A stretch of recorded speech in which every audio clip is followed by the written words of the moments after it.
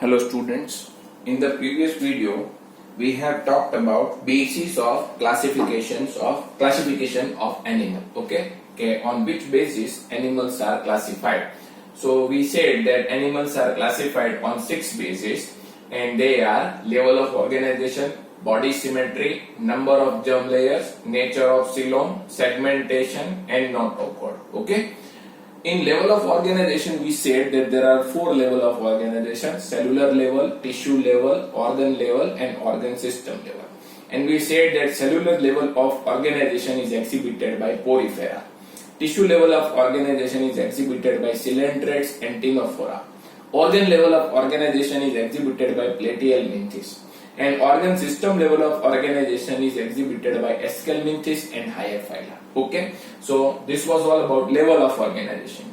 Then we said about body symmetry, that there are 3 types of body symmetry: bilateral symmetry, radial symmetry and asymmetry. Okay, so in bilateral symmetry we said that there is only one plane which can pass through center and which can divide body into 2 equal halves. Okay, so there is only single plane which can pass through center and can divide body into 2 equal halves. And most of the animals are bilaterally symmetrical. Most of the animals are bilaterally symmetrical. Then we said about radial symmetry, and we said that there are many planes which can pass through center and which can divide body into 2 equal parts. Okay, so many planes are there which can pass through center and which can divide body into 2 equal parts. And radial symmetry is exhibited by coelentrates, ctenophora and echinoderms. Radial symmetry is exhibited by coelentrates, ctenophora and echinoderms. And then we talked about asymmetry. In asymmetry, there is no plane which can pass through center and can divide body into 2 equal parts. So asymmetrical animals are porifera. Okay, asymmetrical animals are porifera. Then we talked about number of germ layers, that according to the number of germ layers, animals can be divided into 2 categories: diploblastic and triploblastic. Diploblastic animals have 2 germ layers and triploblastic animals have 3 germ layers. Diploblastic animals are coelentrates and ctenophora. Coelentrates and ctenophora are diploblastic animals, whereas the platyhelminthes and higher phyla are triploblastic animals because they have 3 germ layers.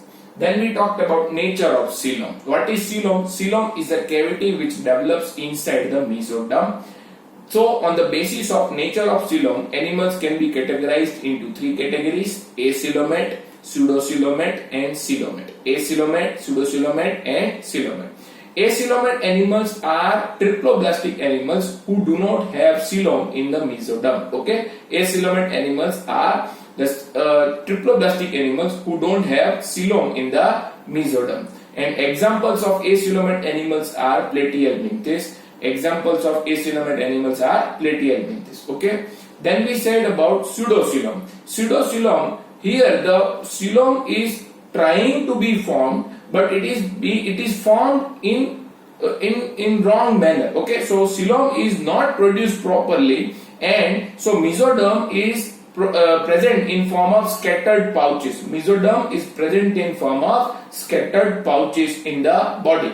So here mesoderm is present as scattered pouches in the body, and this phenomenon is found in Aschelminthes. So pseudocoelomate animals are Aschelminthes, where coelom is trying to be formed but it is not produced properly, and so mesoderm is present as scattered pouches in the body, and it is found in the Aschelminthes animal. Then we talked about true coelom, that true coelom is a properly developed cavity in the mesoderm. True coelom is a properly developed cavity in the mesoderm, and it is surrounded peripherally by the body wall. It is surrounded peripherally by the body wall and internally by the gut wall. Okay, coelom is surrounded peripherally by the body wall and internally it is surrounded by the gut wall. Okay, and coelomate animals are annelids and higher phyla. Annelids and higher phyla are coelomate animals. So on the basis of nature of coelom, 3 types of animals are there: acoelomate, where no coelom is present; pseudocoelomate, where false coelom is present; and coelomate animals where true coelom is present. Okay, segmentation. In some animals, some organs are repeated many times. Okay, In some animals, some organs are repeated many times, and body shows segmentation both internally as well as externally. Body shows segmentation both internally as well as externally, and there is serial repetition of at least some organ. There is serial repetition of at least some organ, like annelids. Annelids show metameric segmentation. Annelids show metameric segmentation. And then we talked about notochord. Notochord arises from the mesoderm. Notochord is a rod-like structure which arises from the mesoderm, and it is present in the dorsal part of the body. It is present in the dorsal part of the body. So whether notochord is present or not, on that basis animals are categorized into chordates and non-chordates. Okay, so these are the 6 bases of classification. And then we began with the first phylum, that is Porifera. And we said that Porifera are also known as sponges, and they are found in fresh water as well as marine water. Mostly they are asymmetrical, they exhibit cellular level of organization, and they are primitive multicellular animals. So they are the first multicellular animals. They exhibit cellular level of organization, they are asymmetrical, they are present in fresh water as well as in the marine water, and they have water transport or canal system. They have water transport or canal system which is composed of 3 parts. It has ostia, it has spongocele, and it has osculum. Water transport or canal system has 3 parts: ostia, spongocele, and osculum. Ostia are the pores through which the water will enter into the body. Ostia are the minute pores through which the water will enter into the body, and ostia are present on the body surface. Ostia are present on the body surface. Spongocele is a body cavity which is present inside the body, and it is lined by choanocyte or collar cell. Choanocyte or collar cells are the cells which are present on the wall of the spongocele, or they line the spongocele. Okay, so spongocele is the body cavity which is lined by choanocyte or collar cell, and osculum is a pore through which the water will come out. Osculum is the pore through which the water will come out, and this water vascular and canal system is helpful in food gathering, gaseous exchange as well as excretion. Okay, water transport or canal system is helpful in food gathering, gaseous exchange and excretion. And then we said that they exhibit intracellular digestion. Okay, sponges have intracellular digestion. Sponges have skeleton made up of spongin fibers and spicules. Sponges have skeleton made up of spongin fibers and spicule, and sponges are hermaphrodite. It means that animal is bisexual. Here male and female are not distinct, they are not different. So male and female are present in same body. Okay, so it is known as hermaphrodite or bisexual. Asexual reproduction is done by fragmentation as well as by budding. Asexual reproduction occurs by fragmentation as well as by budding, and sexual reproduction occurs with the help of gametes. Sexual reproduction occurs with the help of gametes, but gametes are produced by the same organism. Okay, and internal fertilization is there. What is internal fertilization? Here male and female gamete fuses inside the body, so that is known as internal fertilization. And there is indirect development. What is indirect development? The newly developed organism or young one is distinct from the parent. Newly developed organism or young one is distinct from the parent. That is known as indirect development, and this young one is known as larva. This young one is known as larva, which is not similar to the parent, so it is known as indirect development. If the newly developed organism or young one is similar to parent, then it is known as direct development. Okay, but here indirect development is there, so larva is not similar to the parents.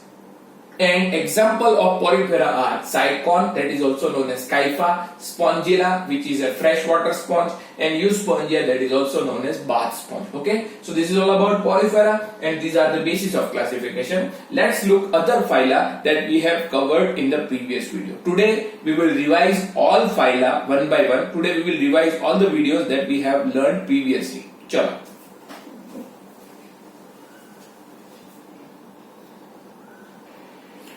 So students, let's revise another phylum, that is Coelenterata or Cnidaria. Coelenterata or Cnidaria is the second phylum.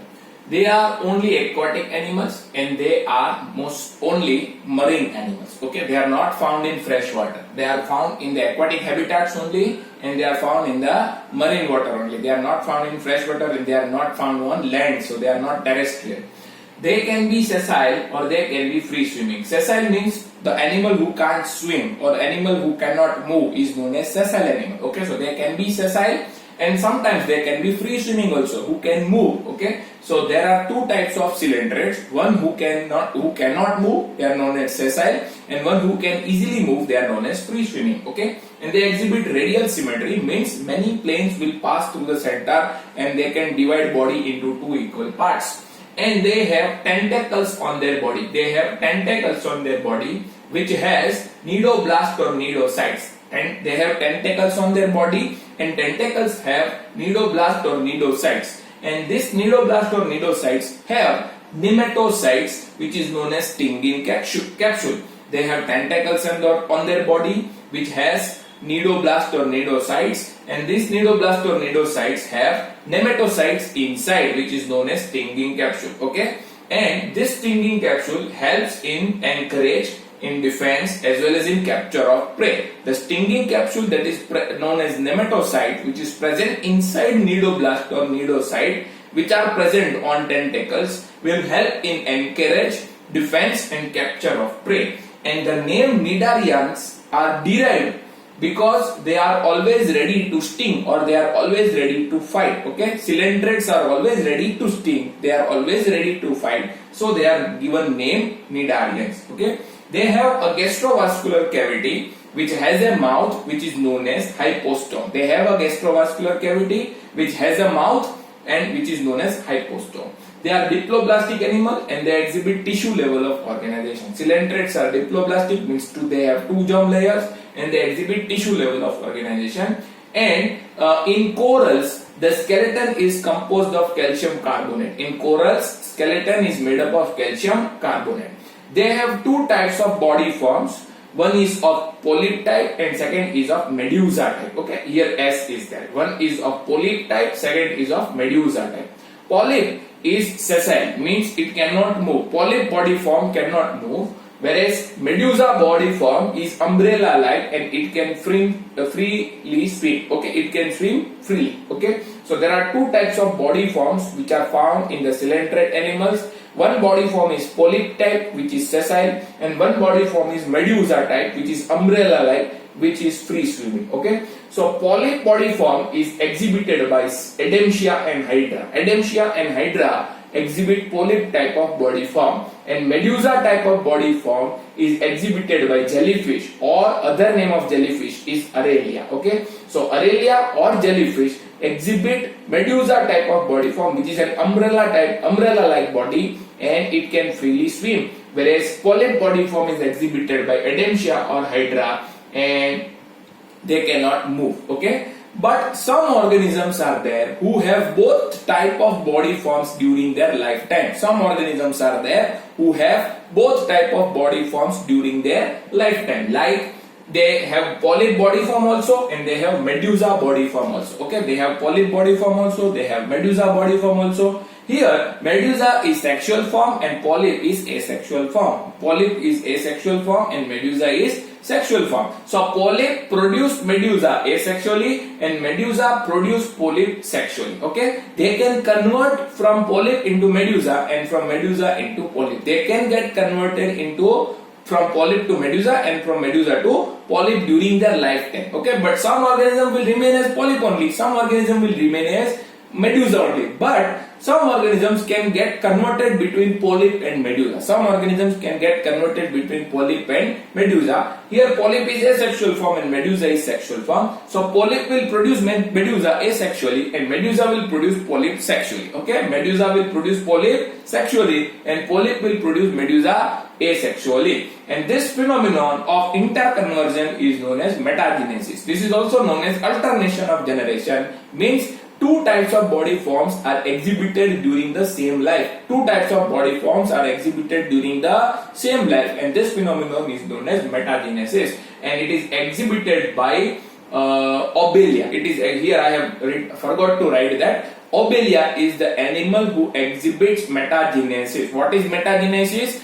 Alternation of generation between polyp and medusa body form is known as metagenesis. Alternation of generation between the polyp and medusa body form is known as metagenesis. Medusa is sexual form and polyp is asexual form. Polyp produces medusa asexually and medusa produces polyp sexually. Okay. Now let's see the example. Physalia is known as Portuguese man of war. Adamsia is known as sea anemone. Penatula is known as sea pen. Gorgonia is known as sea pen. Mindrina is known as brain coral. These are the examples of Cnidarians or Coelentera. Okay. So let's see next phylum, that is Ctenophora.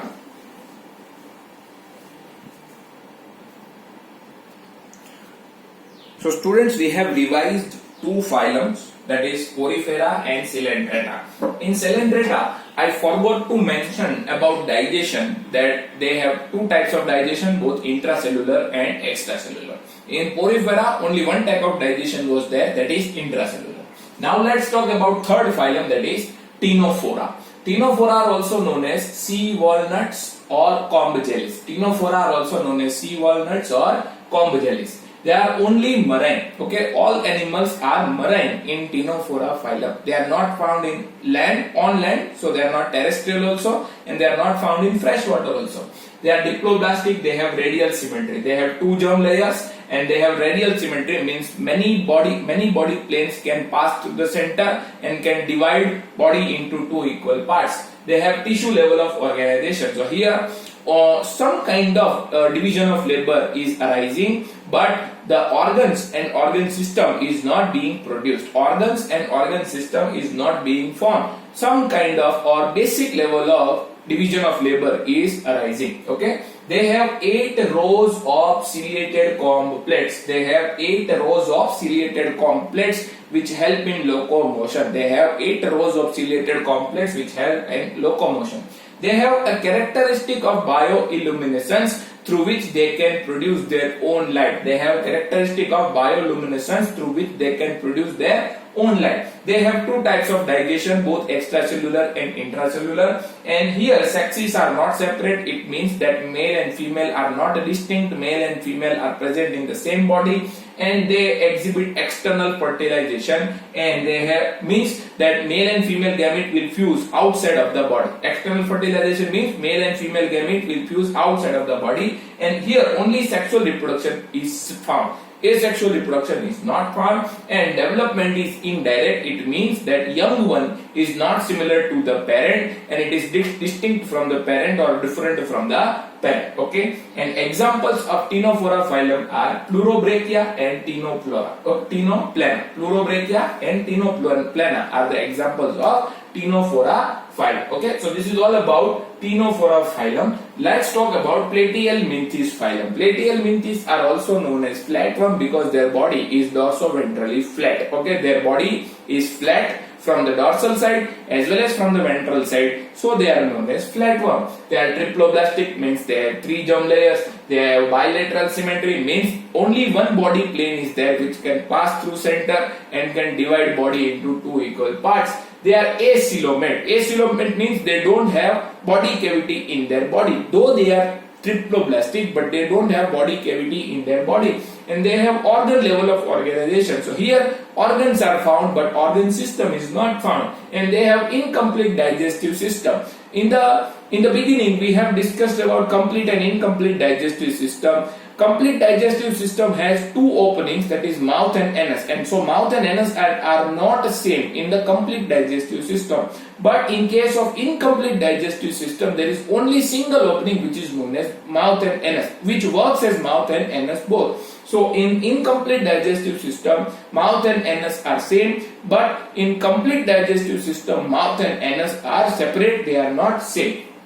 So they have incomplete digestive system, so there is single opening which works as mouth as well as anus. And they have specialized cell known as flame cells which are helpful in osmoregulation as well as excretion. The flame cells are the specialized cell which help in osmoregulation as well as excretion. They have here sexes are not separate. It means that male and female are present in same body. Okay, so the male and female are not distinct, and they show internal fertilization. It means male and female gamete fused inside the body of the organism. They have hooks and suckers. Why? Because they are present as parasitic form in animals as well as in human beings. They are present in form of parasite inside the body of animals and humans. So they have hooks and suckers to get attached to the tissue of the host and to get nutrition from the host. Okay, to derive the nutrition and to get attached to the tissue of the host, they have hooks and suckers because they are present as parasitic form in humans as well as in the animals.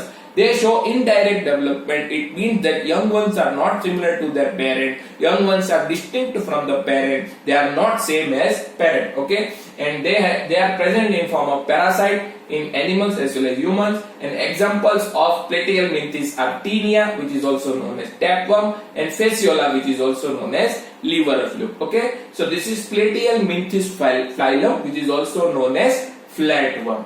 Chalo, let's discuss the last phylum that we have covered in the previous video, that is Aschelminthes. Okay. Chalo students, let's talk about the last phylum that we have covered in the previous videos, and that is Aschelminthes. Okay. Aschelminthes are also known as roundworms because if we take their cross section, they appear round. Okay, so when we see them in cross section, they appear round, so they are known as roundworms. They can be aquatic, they can be present on land also, so they are terrestrial also. Sometimes they are parasitic in plants and animals, and sometimes they are free living also. So they are present everywhere, or they can be present everywhere. They can be found in water, they can be found on land, they can be found inside the body of the organism like plants and body in form of parasites, and they can be free living also. They can be free living also. Okay, they have organ system level of organization. So here organ systems are produced. Okay, they have bilateral symmetry, they are triploblastic, means they have 3 germ layers, and they are pseudocoelomate. Please remember that Aschelminthes are pseudocoelomate. So here mesoderm is present as scattered pouches. Mesoderm is present as scattered pouches, so they are known as pseudocoelomate. And here complete digestive system is there. It means that mouth and anus are separate. Mouth and anus are separate, and they have a muscular pharynx. They have a muscular pharynx in their digestive system, and they have excretory tubes which help in excretion. They have excretory tubes which help in the excretion. Excretory tube collects the waste from the body cavity and eliminates them with the help of excretory pores which are present on the body surface. Excretory tube collects the waste from the body cavity and eliminates them with the help of excretory pores which are present on the body surface. And here sexes are not separate. It means that animal is dioecious. Sexes are separate. Okay, so male and female are distinct. Male and female are distinct, and this animal is dioecious. See, the term dioecious means that sexes are separate or male and female are distinct. And sometimes we use 2 terms for the animals who don't have in whom the sexes are not separate. They are known as monoecious. Okay, they are known as monoecious. Opposite to dioecious is monoecious. Opposite to dioecious is monoecious. So previous all organisms like Porifera, Platyhelminthes, and Ctenophora are known as monoecious, or they are also known as hermaphrodite. Okay, where sexes are not separate, they are also known as monoecious, and they are also known as hermaphrodite. It means that male and female are present in the same body. Okay, they are also known as bisexual. These animals are known as unisexual, or they are known as dioecious, or we can say that male and female are distinct. Okay, so sexes are separate, so they are known as dioecious. Where sexes are not separate, they are known as monoecious. Okay, monoecious is opposite to dioecious. Chalo. Internal fertilization is there. Male and female gamete will fuse inside the body of the organism, and they show sometimes indirect development and sometimes direct development. Sometimes indirect development is there where the young one is not similar to the parent, and sometimes direct development is there where young one is similar to their parent. Okay, and females are generally longer than the males. Females are generally longer than the males. So this is all about Aschelminthes phylum, and example of Aschelminthes phylum are Ascaris, which are known as roundworm, Wucheria, which are known as filarial worm, and Ancylostoma, which are known as hookworm. Okay, Ascaris is also known as roundworm, Wucheria is also known as filarial worm, and Ancylostoma is also known as hookworm. Okay, so this is all about Aschelminthes. So students, in this video we have revised everything that we have discussed in the previous videos. So I hope you are clear about all that we have discussed in the previous videos, and after watching this video you will not have any doubts. But if you still have any doubts, you can contact me, you can call me, you can message me, you can text me. Okay, we will meet once again in Google Meet, and I will ask you some question. So please go through the video and please read the textbook well, and then we will go for the question answer session. Okay, chalo, best of luck.